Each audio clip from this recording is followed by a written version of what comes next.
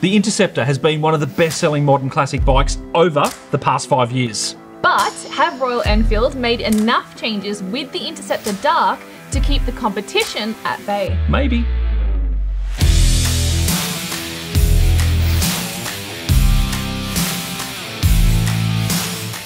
So we've just had the Royal Enfield Interceptor Dark for a few weeks. Now, I didn't really ride it that much. I took it for a couple of rides, but you had it mostly. And that's because I've ridden plenty of Interceptors over the last 5 years. Yeah. And you seem to miss out every time we have one. I did, yeah, I missed out the last few times. So this was my first time on an Interceptor and there was a lot to like.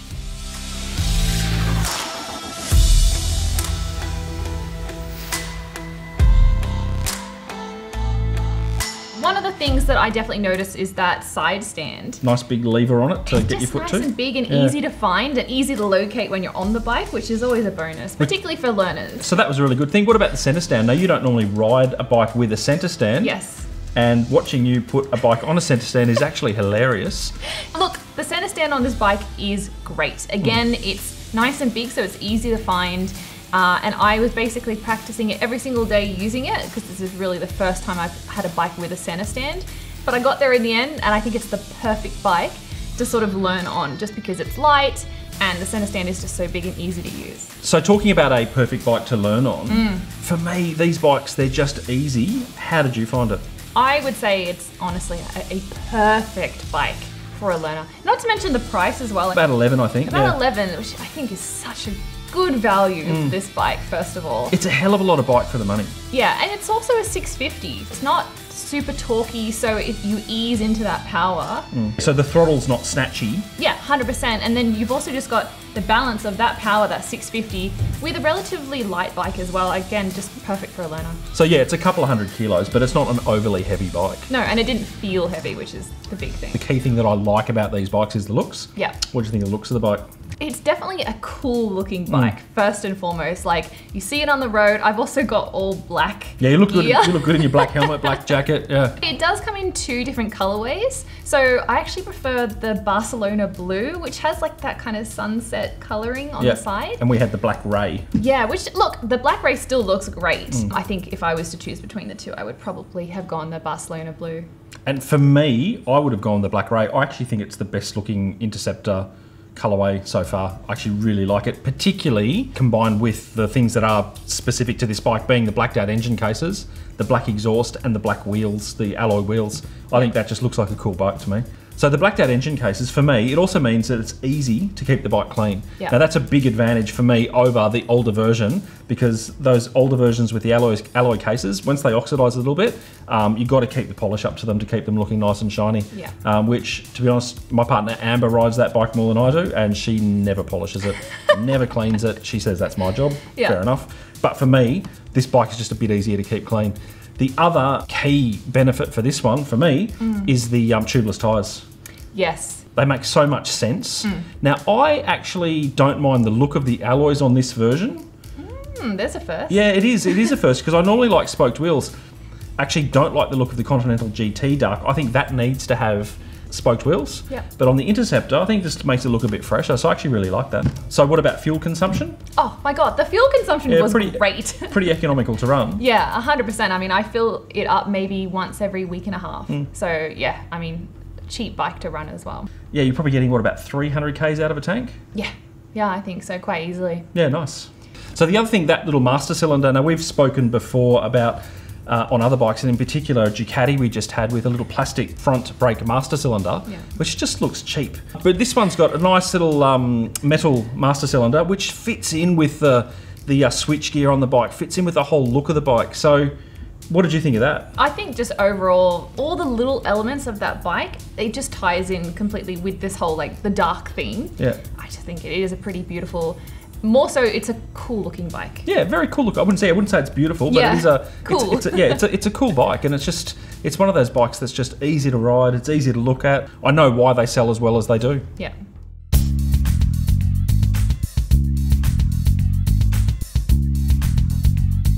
Well, the first thing that I'm going to mention is the mirrors. My God, they were terrible. Yeah, they're a bit of a funny one, because I hated the mirrors on, well, the looks and the functionality on all the older versions of Interceptors that I've had. Yeah, I didn't mind the look so much. It's more just the functionality. Like, they're not really adjustable without actually using like some a spanner and adjusting it that way. So while you're on the move, if it's not working for you, you want to change the angle, you really can't do that. There's a little bit of adjustability in the actual mirror head. One direction, if you want to actually tilt the whole thing out, twist the whole thing out, you got to unscrew it, tighten it up. And as we found, they do come loose. Oh, yeah, mine was swinging at around, one point. Yeah. I mean, look, if it was mine, I'd actually swap them out for some bar ends. I probably would too.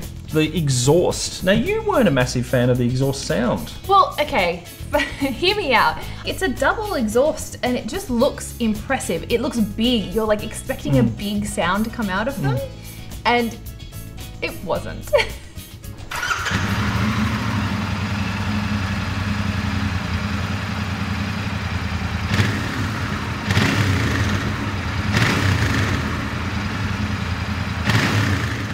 But that's interesting because I actually like the sound of this bike. I think the 270-degree crank sounds good. And for me, it's well and truly loud enough. But my partner Amber does have a Continental GT with an S&S exhaust with the baffles out. And that does sound awesome. Yeah. Maybe that's what I was expecting when you see the exhausts. But look, I'm not saying it sounds bad in any way. I think just the expectation by the looks of them, to me, didn't match up with the sound of them. But also, I will say, having those double exhausts on each side, it also just widened the bike. Yeah. So it really felt like it was a little bit more wider and a little bit more tricky to filter. Not straight down, it was fine because the bike's not that wide. But if I was trying to sort of maneuver around traffic, I just had to keep that in the back of my mind that the back of the bike was wider than the front. Wider than the front, yeah. Okay. Yeah, no, they are quite wide, wide exhaust pipes. Yeah, just something to keep in mind. Now, big issue we both had, stock tyres. I hated these tyres so much. When I first got the Continental GT, it came with Pirellis and they were absolutely fine. They've then changed them to these Seat tyres, which I don't like at all. And the main issue is, and the issue you found, which was what? It's just getting into every groove on the road. They just seem to track down lines in the road. Now, at speed, they were fine. But the roads that I found it on, in particular, and it's the same one you did, the M8, which is a new road in Sydney. Yeah. Mate, it was just, I rode there this morning, it was literally tracking down those lines. And you're doing 80 k's an hour and the bike feels like it's sort of tracking through. Yeah. As I said, you put a set of Pirellis or a set of BT46s or, Avon Road Riders would look good on this. Yeah. No issue at all. But those stock tyres, they're just, sorry Royal Enfield, but they're just rubbish. Yeah. So I think that would be the first thing I would change. If I got this bike, it would be the mirrors and the tyres that would just immediately change. I'd probably run them in for 5,000 k's, then swap them. Yeah. Okay. Yeah, because they're just not, they're not great tyres. The other thing is the seat. And it's the same as the old version. It looked like it was going to be really comfortable. I was really excited to sit down on it, and it's not. Yeah, look, it's a firm seat. They do wear in and become a little bit more comfortable, but I think Royal Enfield do make a comfort seat or a touring seat. So that'd be another thing that I would do. I'd put a touring seat on it. And it's a pretty common complaint for Interceptor owners that the stock seat is not that comfortable. Yeah, and then the other thing, this is a weird one. So this is the first bike I've been on where I went to go refill and I opened the petrol cap and it just comes off. So you were expecting it to flip up and hinge, yeah? Yeah, or at least stay connected to a degree, because then it just came off and I was like, what the hell do I do with, where do I put this now? It's so, I don't know. I found it really weird and I didn't like it. I just find that really odd that that's an issue. I'm just saying it's the first one I've had to ride with a petrol cap like that. So personally, I would prefer it not to come out.